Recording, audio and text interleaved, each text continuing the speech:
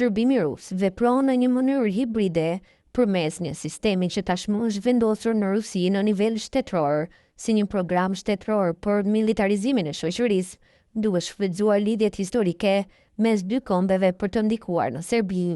Ky veprim është i përshëndruar në krijimin e një narrative pro-ruse, gjoja ortodokse dhe konservatore, me qëllime të barazvefshme në drejtim të orientimit të politikës së jashtme serbe, konkretisht largimi nga integrimi euroatlantik, kthimi drejt Rusisë dhe objektivave të saj. Moska e ka ndjekur këtë qasje që nga kryengritja e parë serbe deri në ditët e sotme, pavarësisht nga format e qeverisjes, në planin e brendshëm kultivohet një marrëdhënie e privilegjuar ndaj gjithçkaje që vjen nga Rusia, në atë mënyrë që Federata Ruse të shihet si aliat i vetëm dhe i padiskutueshëm, ndërsa modeli rus kopiohet për sa i përket raportit me Kishën, të drejtat e njeriut dhe të drejtat e pakicave të saj. Ky aspekt i dytë mbetet kryesisht i fshehur për publikun në Serbi, pasi nuk ekziston një pasqyrë reale e gjendjes në Rusi, situata ligjore, të drejtat e njeriut, ekonomia, standard jetesës së popullsisë e tjerë. Serbia si një vend në ndikim absolut hibrid rus. Serbia është një vend në ndikimin absolut të Rusisë përmes luftës hibride, me të gjithë elementet e saj të orientuar në disa drejtime kyçe. Shteti është plotësisht i paralizuar, ndërsa institucionet shtetërore janë kriminalizuar. Shoqëria është e ndarë në shumë mënyra dhe efekti hibrid rus është veçanërisht i rrezikshëm në sektorin e arsimit dhe në punën me të rinjt. Sot, kjo duket qartë edhe në protestat studentore kundër regjimit të Aleksandar Vučić në Beograd, edhe pse vetë Bashkimi Evropian e pranon se kërkesat e studentëve janë plotësisht në përputhje me pritshmëritë e Bashkimit Evropian për reformat shtetërore në Serbi. Në protest, gjithnjë shfaqen flamuj të shtetit rus, madje edhe flamuj lufte. Ekzistojnë edhe grupe të tjera të rinjve të organizuar nga shërbimet ruse, siç janë grupe kriminale të organizuar që maskohen si tifozërit e futbollit, oktapodi që përbëhet nga shërbimet ruse, narkotikët, organizatat kriminale dhe grupet e tyre si dhe zyrtar të lartë qeveritar, është aq i madh sa e demoralizon plotësisht qytetarin e zakonshëm dhe ja heq çdo besim në institucionet shtetërore.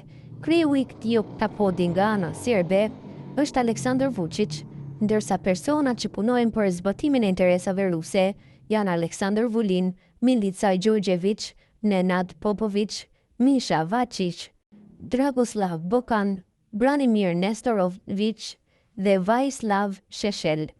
Shumë gazetarë janë tepër aktiv, jo vetëm në mediat e tyre, por edhe si të luftuar në emisione dhe rubrika të përditshme në mediat elektronike dhe portalet online. Këto media ruse janë RT dhe Sputnik, por shumë më tepër janë nga tregu serb, madje edhe ato që përdoren frekuenca kombëtare si Pink, B92, Happy, ndërsa janë edhe Informer dhe Pečat.